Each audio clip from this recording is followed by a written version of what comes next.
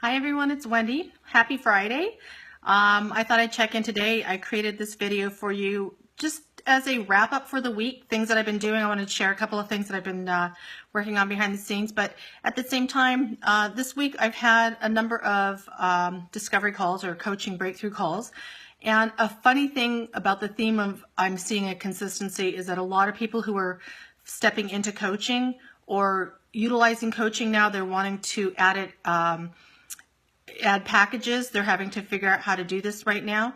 So I thought I would create a little video here on a couple of the insights of things I wish I would have known when I first started coaching about packaging and about clients and this kind of work and what makes it different to start transitioning your business and how to approach how you're building your client base based on the kind of work that you're doing with them.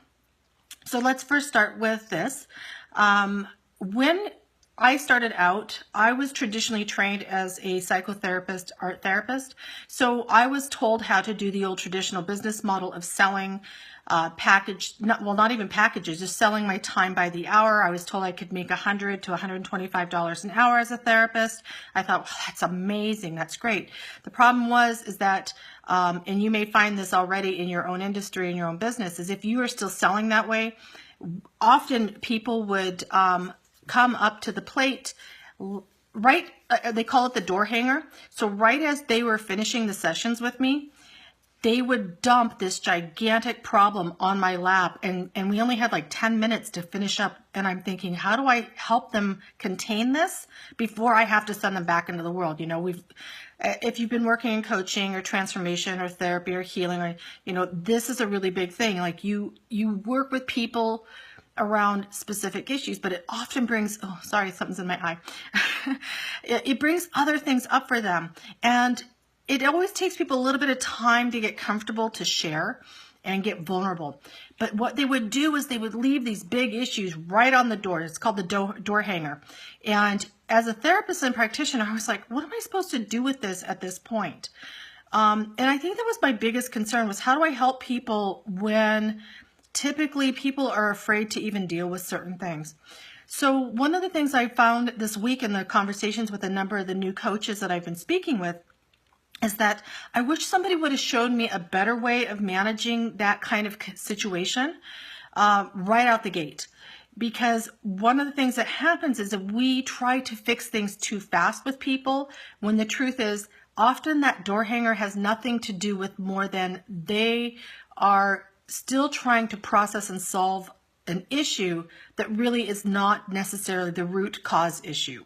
It's just what I call the symptom. They're just trying to figure out, how important is this to get dealt with? Can I get some more, well, in my work, it was often, can I get some codependency or enabling, or they really push boundaries. So if you haven't really looked at that kind of experience in your business, start looking more around boundaries, enabling, codependency. These are some really interesting things that happen with people when they have to start dealing with their own issues. It's a defense mechanism that pops up. So what I learned I learned around 2011 when I had started really deciding to move more into coaching and mentoring versus, say, consulting. Like I'd been doing a lot of consulting work by that point, and consulting allowed me to be hands-on, but I couldn't be as directive about helping people move through things. When I stepped away from therapy and went into consulting for practitioners, and now moving back into therapy, well, I can't call it therapy, it was more coaching. So I learned a really valuable thing about meeting people where they're at. As a therapist, as a coach, all these skill sets that I had, I would try to help everything all at once anyway, because that's what I had been kind of conditioned. You know, you listen, you work, you get them to reframe it, and then where can we fix the first thing? The problem is that they weren't often ready, and my base knowledge was so condensed and so thick because I had been studying for years and years. And I'm what's called an infinite learner. I'm always reading something. And I'm bringing all these new tools in, and it would overwhelm and shut them down. So instead, I learned very quickly that you must start meeting people where they're at, and that is the best place to start building your first program. your first package program has to solve a very simple process for them, and that is kind of out of their reach. If it was something they had already fixed as a problem, they would have already done it. But they are needing somebody to help contain this, reframe it, and then show them the steps to move through it successfully, so that they feel as if they have got traction on a solution. And what it does for you is it's building their confidence that they can take bigger steps. Now you can actually offer them more work, because in coaching we say this, for every level there's a devil. Every time you think you've solved one problem, something else is going to show up, because that's just the nature of our work. So if you consider that a lot of our businesses are really more than just coaching, that coaching is not only just teaching, it's creating awareness around change and then giving the tools to move through that change more effectively. We cannot hand new clients who are new to our world, that haven't really learned our language, they haven't really learned our steps and systems of how we're moving them through to the outcome that they're choosing, that they came to us for. If we're handing them 400 level textbooks and they're still in freshman level work. So it's really important to be aware of how much information you're giving to them. So I recommended this week, a couple of times over, meet people where they're at. Solve the first problem. It may feel super simple for you, like, oh my God, this is such a, why haven't they done this yet? There's so much free information out there. Why haven't they done it? Because the truth is, it's not about the information. It's about the disbelief in themselves that they can have a different outcome. And if you can be the person that moves them through that space as a coach, a facilitator, mentor, you will be able to show them that they can have something different. It's one thing for us to know and believe because we're on this side of the fence, but if you can remember back where you were, because most of our clients are very similar to who we were when we were first starting out. Please remember that. Remember that when you started out, there was I can't even imagine how life could be different. I mean, even as simple as I couldn't even imagine what life would be like to be single when I was married and had kids and had all this stuff. Now I'm like, yeah, some things are very different, but me, myself, I kind of do the same thing, So we have to remind people that not everything has to change, but they do need to anchor in themselves and really understand how to move through things successfully on their own right, but cannot hand them everything at once. We're not here to solve everything at once. So that's my first tip. The second part of this is to create the container so that they can solve one issue at a time successfully with your support. The thing about coaching and consulting and mentoring and all these different transformational processes and healing is that this is a collaborative space. But if people do not feel the safety and the security of the space that you're creating in that relationship dynamic with them, they will not get to the place to go deep enough to be vulnerable, to look at the place they need to look at and then move forward. It is our job to set up a very simple structure and a container to work with them in. Now, this language may sound really different for you, but when we create programs, the problem that I find with a lot of the way signature programs have been developed is they're great if you're just teaching the how-tos of something.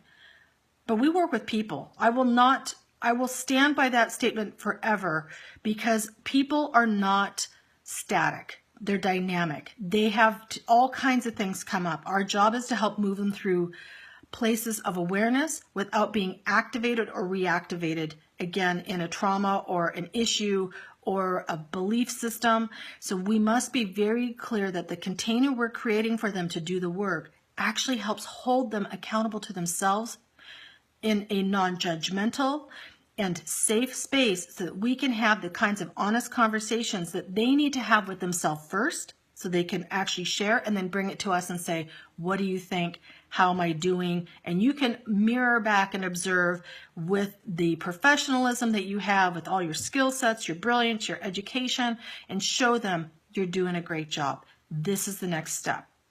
If their container isn't there, if there isn't a structure around what their outcome is.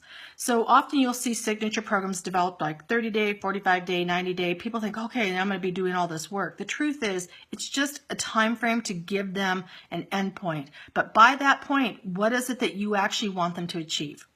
I would say take out half the stuff you think you're going to do with people and keep it really simple. Create a container that actually creates safety and allows you to show up and just walk with them through that space. Because moving people through things just for the sake of moving through things does not necessarily mean that they're learning that lesson or they're getting the tools specific to helping them. So that is a really different kind of place to play. You'll have noticed on Facebook I've been talking about better to show up and be present than necessarily in that value of being yourself versus all the things that we're doing. Like I could teach people all kinds of stuff, but at the end of the day, if they aren't confident, they don't feel secure, they don't feel like they've got the stability or support to actually move through these situations, they're not going to do it. It's not going to be successful. And all that information I'm sharing with them is for naught. And if you don't think I'm telling the truth on that, then you go look out online and see all the free resources. There's so much free crap out there. It's not that it's bad. It's not that it's good. It's just a lot of it is marketing. And it really isn't meant to help people move through problems. It's meant to bring people into somebody's business. And people don't know how to apply that information. That's why they need us, the people who can help them move through it successfully.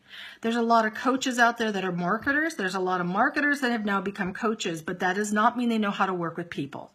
And I know if you're in this group, you are committed to working and standing for people so that they have a different experience that they can express in their life. So my last point for this video is this, that when you create a smaller package, it allows you as a new practitioner, new coach, new therapist, new healer to step out and research and develop your programs to make sure that the information you're sharing with them actually has the legs on it, that it gives you the opportunity to R&D the work that you are taking into consideration with somebody, because the truth is it's a collaborative experience. You can give people a directed outcome, but a lot of things are going to come up that you're like, oh man, I've got a worksheet for that. I think I'm going to bring that in. And I want you to document and put that into your process, because you're going to find if you have an outline on something, I can't even tell you how many times I've gone into VIP days and strategy sessions going, okay, here's my agenda. I'll ask the client something different. They'll give me, I always had that one really powerful question. What 3 things would have to happen today during this time together with me to make sure that the investment of your time and money is worth it for you? What do you need solved right here, right now? So that we're really clear. And sometimes it has nothing to do with what I thought we were going to be working on. So it has to be really clear that you are R&Ding your work, and starting with smaller packages, 30 days, 45 days, 90, that's a decent size, 3 months. If you've got something really good that needs more space to work through, those are really great ways to find your footing on how you practice as a coach, as a healer. Give people the opportunity to work through one thing very simply at a time. You meet people where they're at. This often turns into what is called an evergreen. That's your go-to program that you'll help people define first before they can move through everything else. And it allows you to find your voice as a coach, find your methodology, really refine things without feeling like you have to solve everything for everybody all at once. That's the hardest thing, is because traditionally we were told that we have to sit there, we charge by the hour. Like I said, I was told as a therapist, you can charge $125 an hour, but I was not having successes the way I thought I could with people, because the structure of how I was working with them was not conducive to actually creating successful outcomes. So knowing that, I really wish somebody would have said, start with a very small package first, push yourself out there, try it. The price point doesn't have to be crazy. So I'll give you the information here. A small package could be something about 30 to 45 days.